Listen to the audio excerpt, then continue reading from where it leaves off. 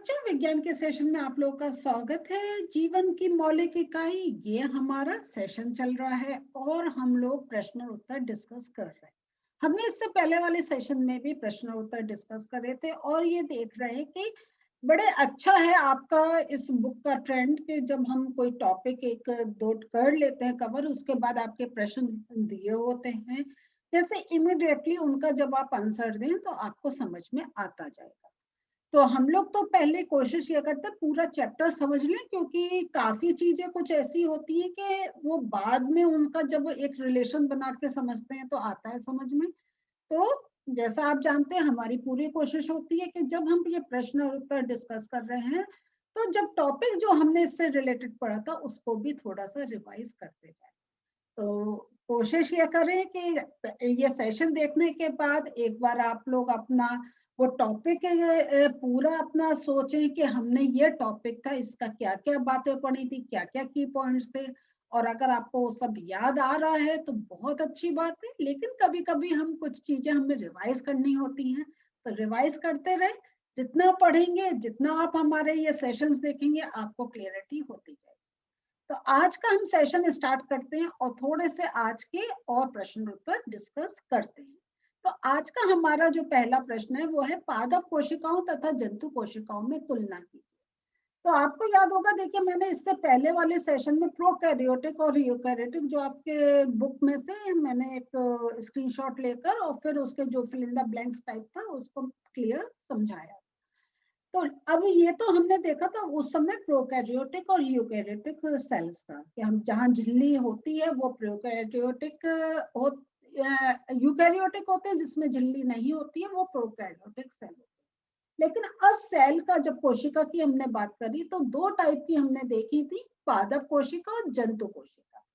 और कुछ कुछ पॉइंट्स आपके बुक में थे, लेकिन जब इसमें हमने करा है तो कोशिश ये करिए कि अगर एक आध कोई ऐसे पॉइंट्स हैं जो उस समय नहीं डिस्कस हुए थे तो हम इसमें डाल दें। तो चलिए सबसे पहले हम ये पॉइंट्स पढ़ते हैं और फिर जहां जहां पॉसिबल होगा, कहीं कुछ मुझे लगता है मैं उसको और एक्सप्लेन करूंगी।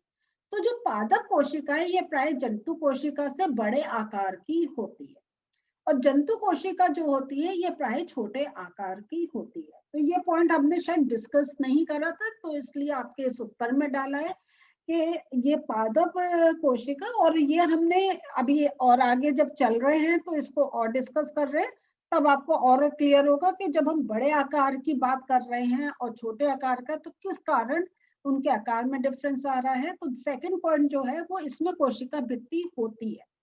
तो पादप कोशिका जो है इसमें कोशिका भित्ति होती है और जंतु कोशिका इसमें कोशिका भित्ति नहीं होती है।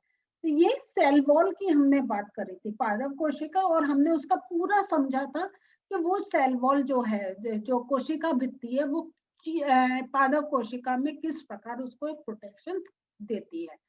और ये हम जंतु कोशिका क्योंकि काफी एक सेफ एनवायरनमेंट में रहती है तो उसको कोशिका भित्ति की नीड नहीं होती, उसका हमने देखा था सिर्फ सेल मेम्ब्रेन होती है।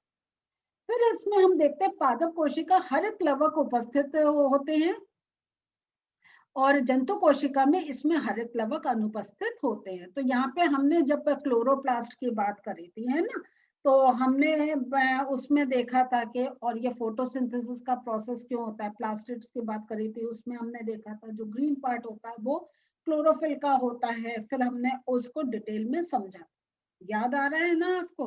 तो इसलिए हमने कहा इसमें हरित लवक उपस्थित होते हैं और जंतु कोशिका तो ये इसमें हरित लवक उपस्थित नहीं होते। और ये क्लियर है कि ये हरित लवक जो इसमें उपस्थित होते हैं, इसी के कारण हमारी प्रकाश संश्लेषण की क्रिया, फोटोसिंथेसिस की क्रिया चलती है, जिससे जो पादप है वो अपना भोजन का निर्माण करते हैं और जंतु इस कारण भोजन के लिए पादपों या अन्य जंतु जीव जंतुओं पे निर्भर होते हैं, क्योंकि वो स्वयं अपना भोजन नहीं बना सकते। वो क्यों नहीं बना सकते अपना स्वयं भोजन? क्योंकि उनमें हरित लवक उपस्थित नहीं होता है। क्लियर हो गया? तो देखिए हम जब पॉइंट्स पढ़ते हैं उसमें से ही कितने प्रश्न आते हो सकते हैं, और आप ये कहेंगे कि ये तो हमारे कोर्स में नहीं था, लेकिन रिलेशन हमें समझ में आया कि क्यों पादप जो है वो अपना भोजन स्वयं बना सकते हैं लेकिन जंतु जो है वो स्वयं नहीं बना सकते, इस कारण वो पादप या अन्य जीव जंतुओं पे अपने भोजन के लिए निर्भर होते हैं। फिर हम देखते हैं पादप कोशिका का, इनमें प्लास्टिड उपस्थित होते हैं और सब में प्लास्टिड अनुपस्थित, सॉरी इसमें आएगा है ना, यहाँ पे जरा सा टाइपिंग है, ई मिस हो गया है, तो इसमें प्लास्टिड अनुपस्थित होते हैं। तो यहाँ देखें ये जो है यहाँ पे हम देख रहे हैं जो प्लास्टिड है वो हमने देखा था पादप कोशिका में उपस्थित होते हैं। फिफ्थ है, इसमें राजधानियां बहुत बड़ी होती हैं और इसमें हमने देखा था राजधानियां जो हैं वो छोटी होती। तो इस प्रकार हमने पादप कोशिका और जंतु कोशिका को एक कंपेयर करा है। नेक्स्ट जो आज का प्रश्न है वो है प्रोकैरियोटिक कोशिका यूकैरियोटिक कोशिकाओं से किस प्रकार भिन्न। तो प्रोकैरियोटिक कोशिकाएं का हमने देखी, मैंने आपको पहले ही बताया था कि जो हमने अपना वो कंपैरिजन उस समय देखा था, तो ये देखिए वही सेम चीज आपके प्रश्न में रूप में आ गई। तो ये जो प्रोकैरियोटिक है ये आकार प्राय छोटा होता है 1 to 10 म्यूएन और आकार ये प्राय बड़ा होता है 5 to 100 म्यूएन। फिर इसमें एक क्रोमोसोम होते हैं, इसमें एक से अधिक क्रोमोसोम होते हैं। प्रोकैरियोटिक कोशिकाएं झिल्ली युक्त कोशिका अंग अनुपस्थित होते हैं और यूकैरियोटिक में, ये आपको मुझे पक्का विश्वास है याद हो गया होगा, झिल्ली युक्त कोशिका अंग उपस्थित होते हैं। फिर ये फोर्थ पॉइंट है, इसमें केंद्रीय क्षेत्र बहुत कम स्पष्ट होता है क्योंकि न्यूक्लियर मेम्ब्रेन नहीं होती है, और इसमें केंद्र का क्षेत्र स्पष्ट होता है क्योंकि इसमें न्यूक्लियर मेम्ब्रेन प्रेजेंट होती है। केंद्रक की झिल्ली की जो बात करते हैं हम, फिर केंद्रक झिल्ली अनुपस्थित होती है, चारों ओर से केंद्रक झिल्ली से घिरा होता है। तो इस प्रकार हम देखते हैं प्रोकैरियोटिक और यूकैरियोटिक कोशिकाओं में क्या डिफरेंस है। अब हमारा प्रश्न आता है, यदि प्लाज्मा झिल्ली फट जाए या टूट जाए तो क्या होगा। तो प्लाज्मा झिल्ली फट जाए या टूट जाए तो कोशिकांग लाइसोसोम फट जाएंगे या और लाइसोसोम अपनी ही कोशिकाओं को पाचित कर लेंगे। इस स्थिति में कोशिका जीवित नहीं रह पाएगी क्योंकि पदार्थ अंदर बाहर आसानी से आ जा सकते हैं। तो देखिए हम एक चीज तो हमें क्लियर है कि अगर ये जो प्लाज्मा झिल्ली है वो फट जाए तो हमें मालूम है, क्योंकि ये एक कंट्रोल करती है कौन सा पदार्थ अंदर आएगा कौन सा बाहर जाएगा, तो वो एक जो है पदार्थ का जो आना जाना है वो आसानी से हो सकता है। लेकिन उसके साथ साथ हमें लाइसोसोम का एक फंक्शनैलिटी को डिस्कस करना होगा, क्योंकि जब इस प्रकार से अगर ये एक कुछ डैमेज होता है सेल में, तो किस प्रकार लाइसोसोम, हमने देखा था ये क्या है, आत्मघाती थैली है, ये एक जो सुसाइडल पैकेट्स हम इनको कहते हैं कि ये फट कर जो एक सेल आपका कोशिका डैमेज हुई है उसको वो डाइजेस्ट कर लेते हैं, क्योंकि जब वो फटते हैं तो उनमें से एंजाइम्स निकलते हैं जो वो कोशिका को डाइजेस्ट करने में हेल्पफुल होते हैं। ये हमने एक आंसर में ऑलरेडी पढ़ चुके हैं, लेकिन देख रहे हैं कि सेम चीज को एक दूसरे रूप में पूछा जा रहा है। अतः कोशिका में रासायनिक पदार्थों का संगठन सुचारू रूप से नहीं रह पाएगा।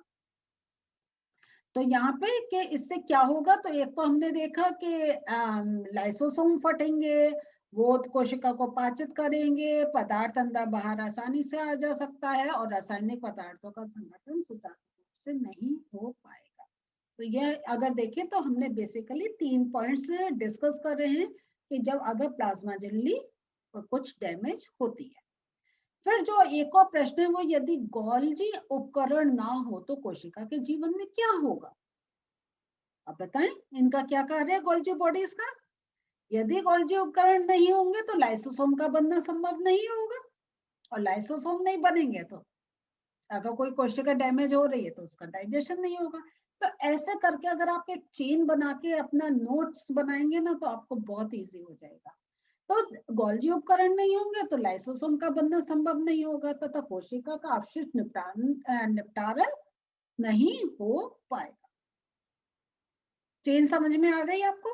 Very good. गोल्जी उपकरण के बिना ईआर एंडोप्लाज्मिक रेटिकुलम में संश्लेषित पदार्थ कोशिका के अंदर तथा बाहर विभिन्न क्षेत्रों में नहीं आ पाएंगे, क्योंकि गोल्जी उपकरण में ये पदार्थ पैक किए जाते हैं और भेजे जाते हैं। एंडोप्लाज्मिक रेटिकुलम वाला भी पार्ट नहीं हो पाएगा। तो जो इसके बिना जो एंडोप्लाज्मिक रेटिकुलम में संश्लेषित पदार्थ कोशिका के अंदर तथा बाहर विभिन्न क्षेत्रों में नहीं जा पाएंगे, क्योंकि जो हमारा जो जैसे हमने देखा था उसमें राइबोसोम्स होते हैं, प्रोटीन का प्रोडक्शन होता है, तो वो जो है और वो जो एक सिंथेसाइज हो रहा है वो एंडोप्लाज्मिक गोल्जी उपकरण में एक स्टोर होता है, तो वो भी नहीं हो पाएगा। गोल्जी उपकरण के बिना पदार्थों का आपका संचयन, स्टोरेज, रूपांतरण, मॉडिफिकेशन, क्योंकि स्टोरेज में फिर वो थोड़ा सा उनमें थोड़ा सा एक कहें थोड़ा सा डिफरेंस आता है वो केमिकल कंपोजिशन में। ये तो नेचुरल है, आप बड़े क्लासेस में पढ़ेंगे क्या क्या कैसे चेंजेस होते हैं, लेकिन अभी हम टर्म्स ही पढ़ रहे हैं। और जो आपका ये है पैकेजिंग नहीं हो पाएगा जिसको हम बंद करना भी बोल रहे हैं। कोशिका का कौन सा अंगक बिजली घर है और क्यों? ये बड़ा अच्छा लगता है, बिजली घर है ना, एनर्जी देने वाला। तो माइटोकॉन्ड्रिया होता है। तो माइटोकॉन्ड्रिया कोशिका का बिजली घर है, क्योंकि जीवन के लिए आवश्यक विभिन्न रासायनिक क्रियाओं को करने के लिए माइटोकॉन्ड्रिया एटीपी के रूप में ऊर्जा प्रदान करता है। और प्लीज आप ये याद रखेगा कि उसका कैसा स्ट्रक्चर होता है। एक आउटर सरफेस होता है, अंदर वो वलयाकार होता है। कोशिका झिल्ली को बनाने वाले लिपिड तथा प्रोटीन का संश्लेषण कहाँ होता है? लिपिड चिकनी अंतर्द्रव्यी जालिका, आपका जो स्मूथ एंडोप्लाज्मिक रेटिकुलम एसईआर में लिपिड का संश्लेषण होता है। प्रोटीन का कहाँ होता है? खुरदुरी अंतर्द्रव्यी जालिका, सॉरी ये आर आएगा। प्रोटीन का प्रोडक्शन खुरदुरी अंतर्द्रव्यी जालिका आरईआर रफ एंडोप्लाज्मिक रेटिकुलम पर लगे राइबोसोम में प्रोटीन का संश्लेषण होता है।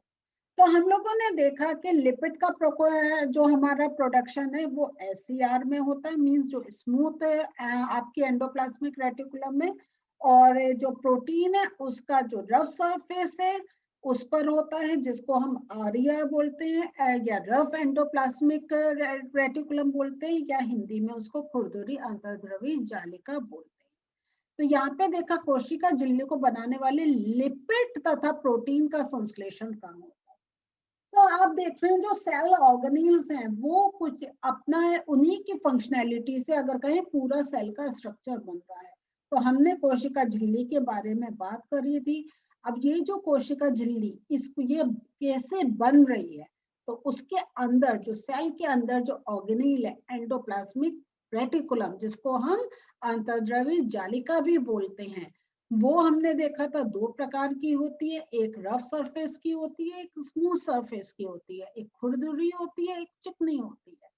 ये जो दो टाइप के होते हैं, ये दो टाइप की चीजें बनाते हैं, एक लिपिड का संश्लेषण करता है, एक प्रोटीन का संश्लेषण करता है, और वो जो एक संश्लेषित होकर जो पदार्थ हमें मिल रहा है वो कोशिका झिल्ली बनाता है।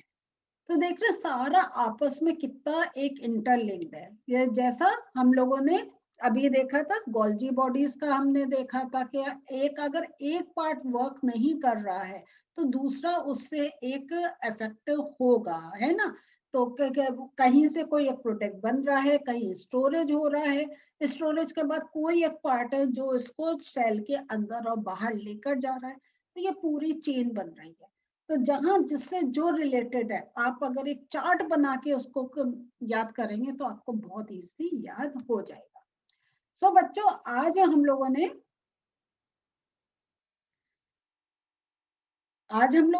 थोड़े से प्रश्न और उत्तर और देखे, और हम ये देख रहे हैं कि जो चीजें हो सकता है कि आपने उस समय जब हम डिस्कस कर रहे थे तब आपने इतना कहीं कोई एक पॉइंट हो सकता है मिस कर दिया हो, लेकिन जब प्रश्न उत्तर करते हैं तो वो छोटे छोटे पॉइंट्स हम फिर से डिस्कस कर रहे हैं, जैसे आपको पूरा स्ट्रक्चर क्लियर हो जाए।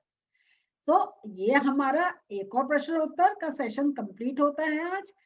एक और सेशन है जिसमें आपके और जो प्रश्न है उनके उत्तर आपके साथ डिस्कस करेंगे। तो मिलते हैं एक और सेशन प्रश्न उत्तर के साथ फिर से। बाय।